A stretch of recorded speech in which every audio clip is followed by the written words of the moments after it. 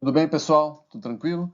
Continuamos aí a nossa aula, né, sobre a ótica geométrica e a gente vai falar um pouquinho sobre os fenômenos ópticos, né?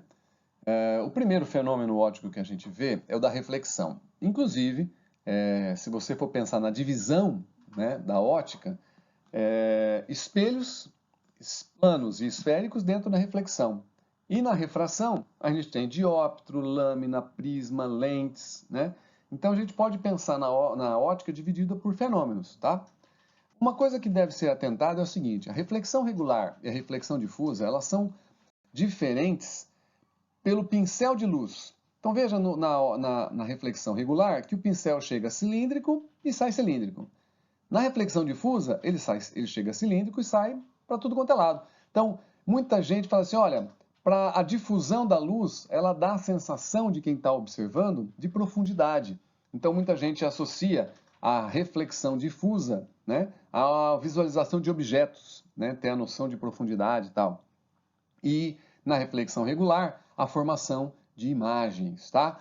Então, se você tiver algum problema de classificar, o cara pergunta assim, pô, o quadro, uma pintura num quadro, o que ela é? Tá vendo por reflexão regular ou difusa? Pô, é um objeto? Então é reflexão difusa. Agora, sua imagem refletida no espelho, né? O que você está vendo? Eu estou vendo por reflexão regular. E o espelho? O espelho é um objeto, então você vê o espelho por reflexão difusa, tá bom? Beleza? Bom, o outro fenômeno é quando a luz muda de um meio para o outro. A gente chama esse fenômeno de refração da luz, tá? Que nós vamos estudar também, né? Muito interessante. Por que que é muito interessante? Aqui vocês vão guardar com muito carinho essa informação, porque é assim. Todas as vezes que um raio de luz sofre refração, parte dessa luz é refletida. Na verdade, gente, esse é o motivo da gente conseguir enxergar objetos que são transparentes. Por exemplo, um copo de vidro totalmente transparente, você consegue pegar ele em cima da mesa. Mas ele é transparente, como é que você consegue pegar em cima da mesa? O ar também é transparente. Mas o ar eu não consigo dividir a porção de ar para outra porção de ar. Qual é a diferença? É que quando a luz passa pelo ar, ela não muda de meio. Então não tem essa parte refletida. E quando a luz passa pelo copo, a hora que ela passa do ar para a primeira superfície do copo, que é o vidro, parte dela é refletida. É essa parte refletida que nos permite enxergar meios transparentes. Tranquilo? Beleza? Então, muito importante essa informação, tá? Toda vez que há refração, há também a parte da luz sendo refletida. Bem, a absorção é um fenômeno, embora a gente não estude muito, né? A gente só passa por ele, mas é uma parte da luz que é absorvida pela superfície. Então, uma quantidade de luz chega, parte dela é transmitida, refratada, parte dela é refletida, tá lá, e parte dela é absorvida. Tanto é que as superfícies, eles têm índices de refração, de transmissividade, índices de reflexão, tá lá, e índices de absorção. Então, às vezes, uma superfície ela tem um índice de absorção muito grande, né? A fuligem, por exemplo, ela tem um índice de absorção muito grande. Então, grande parte da luz chega até ela e a grande parte é absorvida, né? Os corpos negros, né? Eles têm um índice de absorção muito grande. Nós vamos falar um pouquinho de cor. Então, daqui a pouco já estamos comentando um pouquinho sobre isso, tá? Mas é importante, ó. Então, revisando, ó, reflexão regular ou difusa. Se aquilo que você está vendo uma imagem é por reflexão regular, se estiver vendo um objeto, por reflexão difusa. A refração é quando a luz passa de um meio para o outro. Aqui a gente vai ver que tem a ver com a mudança de velocidade. Então, quando a gente estiver falando de refração, a gente vai falar sobre a velocidade da luz, tá bom? No vácuo, a gente sabe que é 3 vezes 10 oitava, a coisa mais rápida que tem neste mundo. Por enquanto, né? Por enquanto. Então tá. Continuando então, ó. E a dispersão da luz é um outro fenômeno. A dispersão da luz é quando a luz ela se decompõe. Na verdade, não é que a luz branca ela é formada por todas as cores. Na verdade, é que todas essas luzes que formam a luz branca, policromática, elas estão caminhando juntos. Então, quando vem um monte de radiação para o seu olho e ele não consegue identificar se é um vermelho, se é um verde, se é um azul, então ele tem a sensação da confusão. Nós vamos ver também na fisiologia do globo ocular, que nós temos células, né, que são chamadas de cones, e esses cones, eles definem qual é o tipo de frequência mais específica. Então tem cone para vermelho, cone para verde, cone para azul. Quando chega tudo ao mesmo tempo, a gente não consegue definir uma frequência específica, então dá a sensação do branco. Então não é que está tudo misturado, na verdade é que está chegando ao mesmo tempo. Quando chega no material, o vidro, por exemplo, o vidro ele tem especificidades, né? A gente vai ver que para cada material, cada cor se comporta de uma forma diferente. Vocês lembram na aula anterior que a gente falou que cada cor dessa aqui, ó, está associada a uma frequência, né? Então, o vidro ele tem um comportamento diferente para cada cor. Então, pequenas diferenças que causam mudanças na velocidade. Por isso que a hora que chega todas ao mesmo tempo, como vão ter pequenas mudanças de velocidade, elas acabam saindo primeiro o vermelho, depois sai o alaranjado, depois sai o amarelo, o verde, o azul, o anil e o violeta. Aqui faltou a cor, né, do anil aqui, para ficar melhorzinho, mas não é marrom não, tá bom, gente? É que não tinha cor aqui na parada. Tranquilo? Belezinha? Tá. Então, a cor de um corpo. Nós vamos falar sobre a dispersão luminosa lá na refração, tá? Nós vamos voltar a essa dispersão luminosa na refração aqui só para dar uma ideia do que é a dispersão luminosa, tá bom? A cor de um corpo é a incapacidade que esse corpo tem de absorver uma dada radiação. Por exemplo, quando você olha para um objeto, vamos pegar o nosso fundo aqui, né? Ah, esse fundo aqui é verde. Na verdade, ele é tudo menos verde. Como assim? Tudo que a gente está observando aqui está batendo, a luz branca batendo, e está voltando só o verde. Então, o verde é aquilo que não está. Então, se você pega, por exemplo, uma blusa vermelha, por que aquela blusa é vermelha? Porque chega todas as cores, todas as radiações, tudo isso aqui, ela consegue absorver todas, exceto quem? O vermelho. Então, na verdade, é como se fosse um defeito daquele corpo. Qual o defeito daquele corpo? Ser vermelho. Portanto, quando você adjetiva, né, quando você fala assim, olha, aquele corpo é vermelho. Então, na verdade, ele é tudo menos o vermelho. Isso dá uma história bacana porque se você olhar para os objetos, né, eles são aquilo que a gente interpreta deles, né? Então não exatamente aquilo que eles são. Isso é uma maneira até da gente olhar para as pessoas de uma forma um pouco diferente, né? Nossa, aquela pessoa é tal coisa, aquela pessoa é tal, aquela pessoa é isso, aquela pessoa é aquilo. Na verdade, o que a gente está vendo dela depende da forma como a gente vê, não que significa que ela seja daquele jeito, né?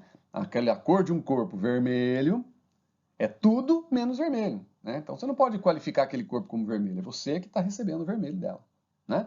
Bom, assim, se a gente for pensar na bandeira do Brasil, isso aqui é tudo menos verde, então está chegando luz branca, está saindo sol verde, então absorve todas menos o verde.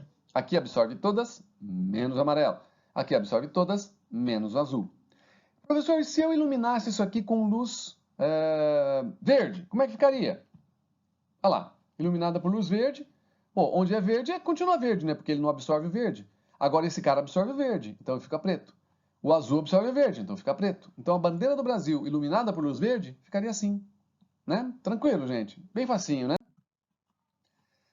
Vamos olhar um pouco mais de perto isso. Luz, um objeto vermelho, né?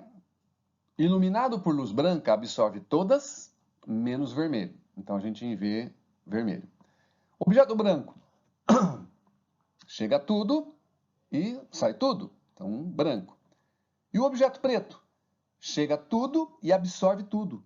Como absorve tudo, a gente não vê. Então, te diz que o objeto preto é aquilo que a gente não vê. É a não visão. Bom, como é que eu sei que aquele objeto, aquela camiseta é preta? Você enxerga o contorno dela. Se fosse perfeita, né? A gente sabe que não é perfeito, mas você enxerga o contorno. Então, o preto é o que absorve tudo. O branco é o que rejeita tudo. Há umas coisas interessantes em termos de eficiência, né? Por exemplo, se a gente for pensar, se a gente for pensar que o grande lance da natureza é a transformação de energia, né? Pô, onde eu tenho maior possibilidade de transformação de energia? No objeto branco ou no objeto preto, né? Obviamente, o branco não absorve nada, então esse cara não vai transformar nada. O objeto preto absorve tudo. Então ele pode transformar um monte de coisas. E como a nossa ideia de natureza é a transformação, qual que é mais fundamental para a nossa sobrevivência? O branco ou o preto? Se a gente for pensar numa analogia mesmo, né? É claro que é o preto. Então o preto, grande absorvedor, é a grande possibilidade que a gente tem de transformar a energia, né? Então, nesse sentido, a ciência ela tem essa característica, né, maravilhosa de olhar as coisas de uma forma um pouco diferente do que a gente vê no normal, né? No normal entre aspas, né? Bom, continuando. Aqui eu tenho um leque de luz branca, então tá todas as cores aqui, chegando no objeto branco. Ele não absorve nada, rejeita tudo, tá vendo? Ó? Agora, o mesmo feixe de luz branca, então tá todas as cores aqui, tá lá, chega no objeto verde, absorve tudo, menos o verde. Então sai o verde, a gente tem a sensação de estar vendo o verde. No preto, a mesma coisa, chega tudo, absorve tudo, não sai nada. Então você não vê. Tranquilo, né? Sim. Agora, olha a experiência mesmo, né? Essas duas bolinhas iluminadas por luz branca, elas são assim. Olha o que acontece quando você ilumina com luz verde. Percebe? Então, esse cara rejeita o verde. Ele continua rejeitando o verde. Esse branco, ele rejeita tudo. Então, se você jogar só o verde, ele sai o verde.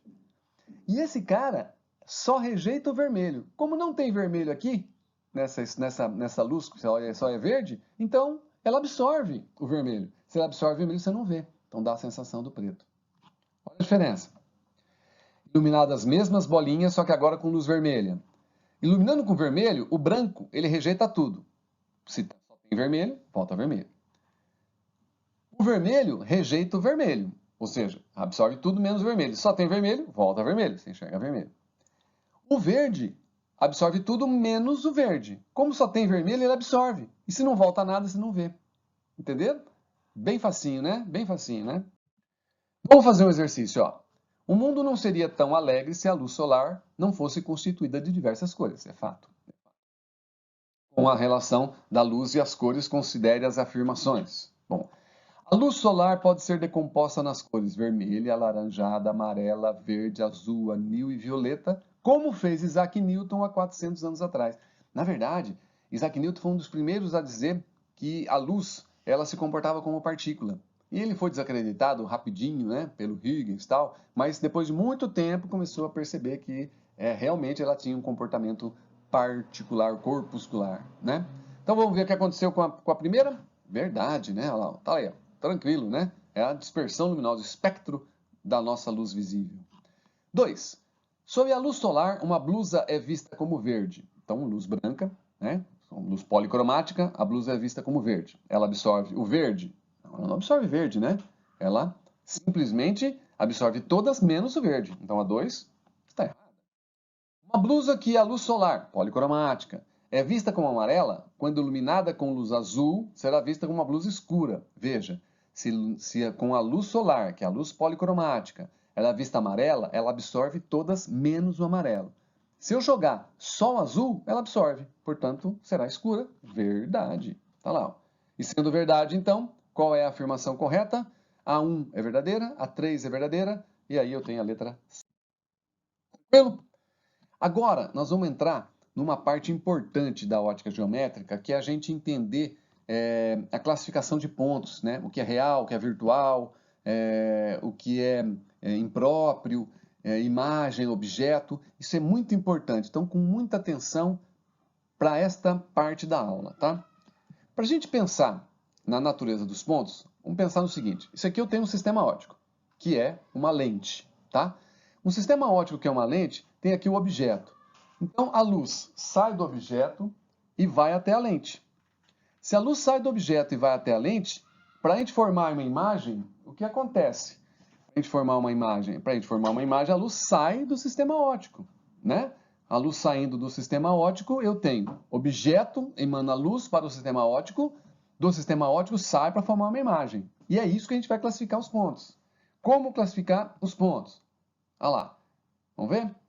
Ponto objeto, formado por raios que chegam no sistema óptico. Então, ó, se eu colocar a referência aqui nesse ponto vermelho, o objeto é formado por raios que chegam no SO. E a imagem? Formado por raios que saem do SO. É assim que a gente define o que é objeto e o que é imagem, tá? Agora, ele pode ser real, ele pode ser virtual ou ele pode ser impróprio. né? Impróprio. Como é que a gente vai entender o que é um objeto real? Tá lá, gente, ó. Se a gente considerar esse vermelho como o meu sistema óptico, esse ponto é um ponto formado por este raio e por este raio, que chegam no sistema óptico. Portanto, é um ponto objeto, né? Tá lá. E ele é real porque o encontro dele é efetivo, né? Efetivo. Olha só o que acontece aqui. Imagina esse sistema óptico e a luz chegando desse jeito aqui, ó. Está chegando, então é um objeto. Mas veja que não tem encontro com ele. O encontro acontece atrás desse sistema óptico. Portanto, ele é virtual. Se a gente observar, isso aqui é um prolongamento de raio, tá? Não é o raio inteiro, é um prolongamento de raio, tá bom? E ainda eu tenho o objeto que é impróprio. Objetos impróprios, tanto objetos quanto imagens impróprios, é aqueles que são paralelos. Então é facinho você classificar isso. Chegou paralelo, saiu paralelo, ele é impróprio, o objeto ou imagem. Agora, vamos imaginar um ponto imagem. O ponto imagem é aquele que sai do sistema óptico. Nesse ponto aqui, são os raios efetivos, ó, tal qual esse que era efetivo, esse é efetivo também. Os dois são reais. Agora, vamos pensar nele saindo. Tá saindo, beleza. Mas o encontro não é de raio efetivo, então é virtual. Beleza? Agora, tá saindo também. Tá, se tá saindo, é imagem. Mas como não tem cruzamento, a gente chama de impróprio. Então a gente vai classificando os pontos a partir daí. O que é real, o que é virtual, o que é impróprio, né? Vamos ver? Tá aqui, ó. Fazer um exercício básico para a gente classificar isso, ó. Então eu tenho aqui um sistema que é uma lente, a gente vai ver depois, mas um sistema óptico qualquer. A luz está chegando, então tem um ponto aqui, né? P1. Aqui ela concentra nesse ponto P2. Depois ela cruza aqui, ó, e chega nesse sistema óptico S2. E aqui, a partir daqui, eles refletem, né? Tá lá, formando um ponto aqui P3. Eu quero classificar esses pontos aqui. Vamos ver? Com muito carinho. O que é o ponto P1 para o sistema óptico S1? Bom, gente, o que existe para um sistema óptico?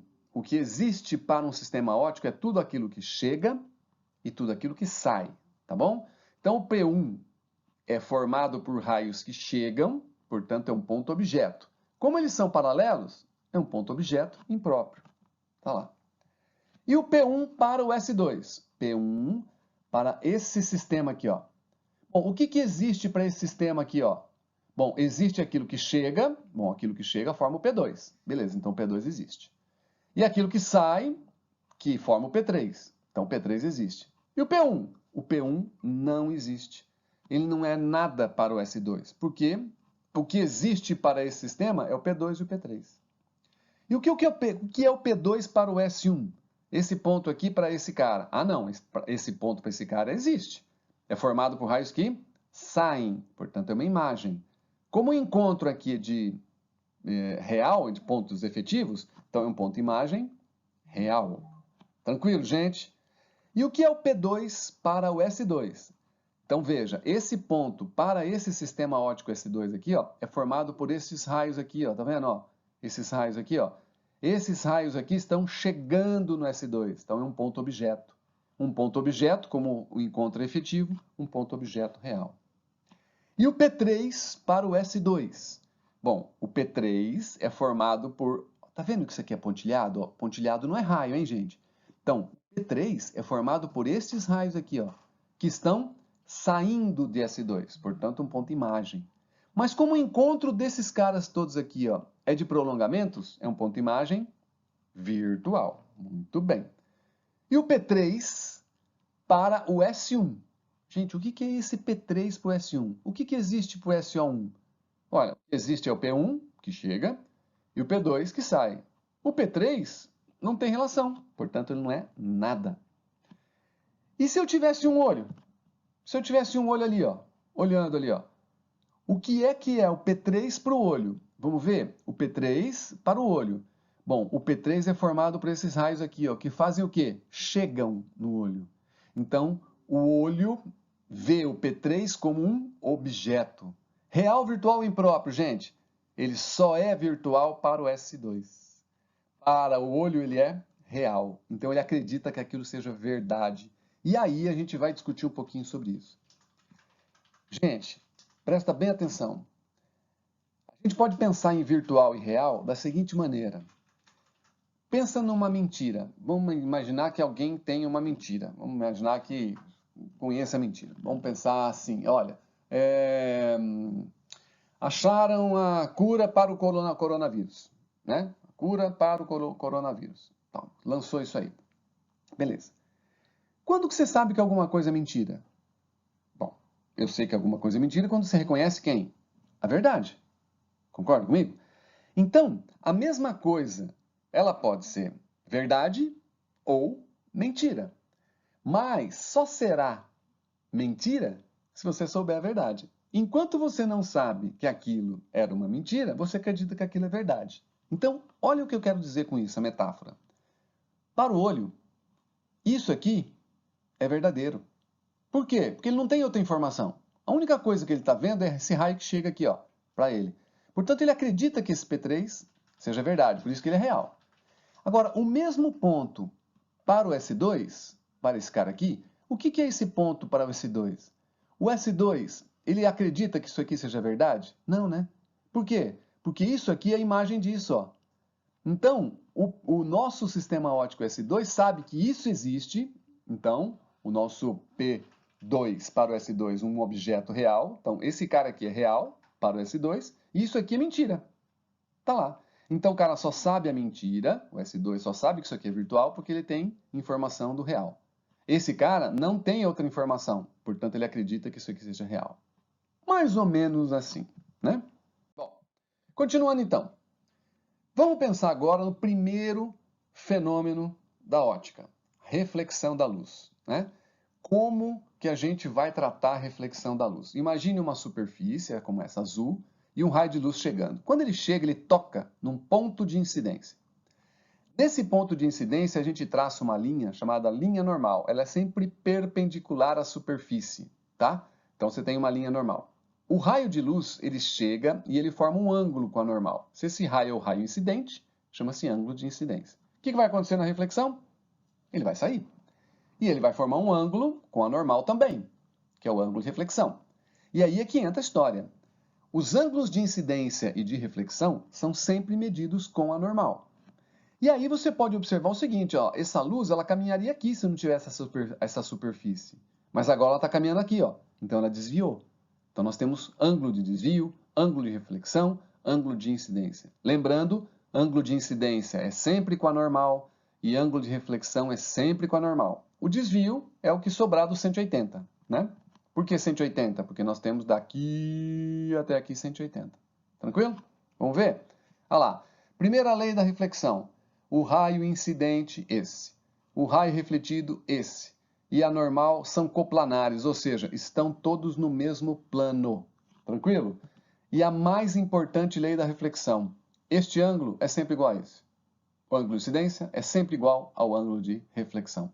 Então, imagina, né? Se eu quero saber o desvio, como é que eu faço? Eu pego tudo isso aqui, ó, que dá 180 e tiro esses dois. Como os dois são iguais, 180 menos 2i. Facinho, né? Vamos fazer exercício com eles, tá? Alguns casos que são interessantes, né? A incidência normal e a incidência rasante. O que é uma incidência normal? Ela incide sobre a linha normal. Incidência normal. Então, quanto que ela faz de incidência aqui? Incidência, se eu colocar esse raio aqui em cima, zero, né? Ela bate e volta com quanto? Se a gente pensar na segunda lei, se o I é zero, o R é zero. Então, ela volta sobre si mesmo. E quanto é o desvio? Veja, gente, caminharia nessa direção, acaba caminhando nessa. Estava nessa direção, acaba indo nessa. Quanto que desviou? 180 graus. A mesma coisa com incidência rasante. Veja, traçando a linha normal, uma incidência rasante, ela faz um ângulo de incidência de 90. E, portanto, de reflexão 90. Quanto que desviou? Não desviou nada, né? Tá lá, ó. Portanto, esses termos normal e rasante é muito importante na hora de resolução do exercício. Para você saber que na incidência normal, o I e o R é zero e desvia 180. Lá em espelhos esféricos a gente vai usar essa, tá? E aqui na incidência rasante, incide com 90, sai com 90, não desvia nada. Tranquilo? Vamos ver agora a nossa brincadeira aqui, né? Eu tenho um ângulo de um raio de luz chegando aqui, um bloco, né? Incide numa superfície. O raio refletido forma 90 graus com o raio refratado. Então, raio refletido forma 90 graus com o raio refratado, que é esse cara aqui. Então, você tem raio incidente, raio refletido, raio refratado. Tá bom. O ângulo entre alfa, raio incidente, e a superfície dos dois meios mede 32 graus. Então, entre o raio incidente e a superfície mede 32. O que ele quer saber? Quer saber ângulo de incidência e de refração. Vamos ver? Observe só. Se esse cara aqui está incidindo com 32, traça uma linha normal. Vamos ver? Ó, traça uma linha normal, ó. Então, se aqui é 32 e tudo isso aqui é 90, então falta quanto para chegar em 90, né? 32 para 90 vai faltar quanto? Vamos ver, gente. 90 menos 32 dá 58. Beleza? Então você já sabe que o de incidência é 58. Olhando aqui, ó, você só tem duas opções, né? B ou E. Tá bom? E agora como é que eu acho o de refração? Veja, se aqui é 58, aqui também é 58. Concorda comigo? E se aqui é 58, aqui vale quanto? 32. Então, observa. Se esse pedacinho aqui é o mesmo que esse, ó, é o mesmo que esse, ó, né? Já que isso aqui é uma reflexão, esses dois caras são reflexão, então, quanto que é aqui? Se aqui esse pedacinho com a superfície é 32, tá faltando quanto aqui, ó, para formar 90? 58. Está faltando esse 58, quanto vale esse aqui que é mais 90? 32. Portanto, o ângulo de refração é 32, como já estava ali já, né? Ali, formando o ângulo de incidência, tá lá, exatamente como a gente havia previsto, a alternativa B. Facinho, né? Tranquilinho? Beleza. Aguardem os próximos.